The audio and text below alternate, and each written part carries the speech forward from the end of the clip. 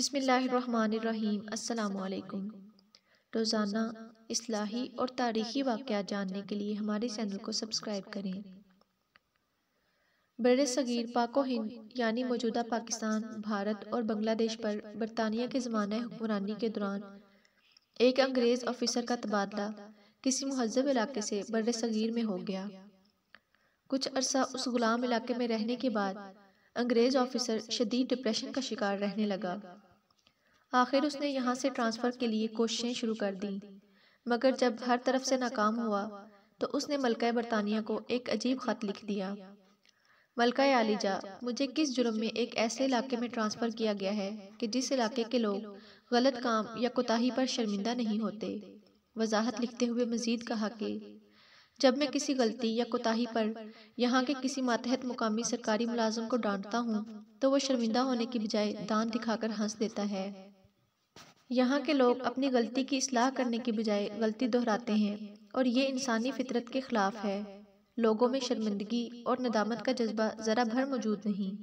خط کے آخر میں دو ٹوک بات لکھی، مجھے بلا تاخیر یہاں سے یورپ ٹرانسفر کیا جائے یا میرا یہ خط استعفیٰ سمجھ کر منظور کیا جائے۔ جواب میں ملکہ عظمیٰ نے لکھا، اگر بر صغیر کے لوگ غلطی پر شرمندہ ہوتے، کوتاہی پر نادم ہوتے، غلطی اور کوتاہی پر ہنسنے کی بجائے اپنی اصلاح کرتے تو پھر ہم انگریز لوگ 10,000 میل دور سے آ کر انہیں غلام نہ بنا پاتے، ان پر حکمرانی نہ کر سکتے، ہم حاکم اور یہ محکوم نہ ہوتے اور یہ لوگ ہمیں اپنے وطن پر قبضہ کرنے کا موقع نہ دیتے۔ یہاں کے مقامی لوگوں کی اس فطرت نے ہمیں آقا اور انہیں غلام رعایا کا منصب دیا ہے۔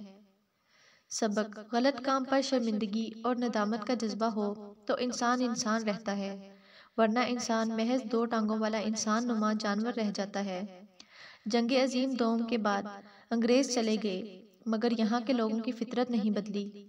چپراسی سے لے کر وزیر اعظم تک غلطی پر کوئی شرمندہ نہیں ہوتا۔ غلطی تو معمولی بات ہے، ہم تو بڑے سے بڑا گناہ یا جرم بھی اعلانیہ کر کے نادم ہونے کی بجائے الٹا فخریہ اس کی تشہیر بھی کرتے ہیں۔ اللہ تعالی ہمیں اصلاح کی توفیق دے، آمین۔